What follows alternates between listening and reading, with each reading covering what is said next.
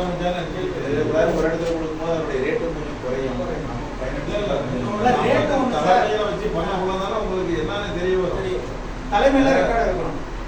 Original இப்போ வந்து இந்த மாவட்டத்தில் தருமபுரி மாவட்டத்தில் ஆள் போடுறீங்களா, ஒரிஜினல் தலைவர்கிட்ட பரிந்துரை கடிதம் தான் நீங்கள் அனுப்பணும். ஐயா நான் இந்த ஆளை வந்து இந்த பதவிக்கு நான் வந்து உங்களுக்கு பரிந்துரை செய்கிறேன்னு நீங்கள் அனுப்பிச்சு நீங்கள் பர்மனன்ட் வச்சு அந்த ஆளுங்க வந்து தான் வாங்கணும். ஏன்னா ஒரு சில செயலாளராகிறாங்க, துணைத் தலைவராகிறாங்க, 2 போஸ்டிங்ல இருக்கிறாங்க.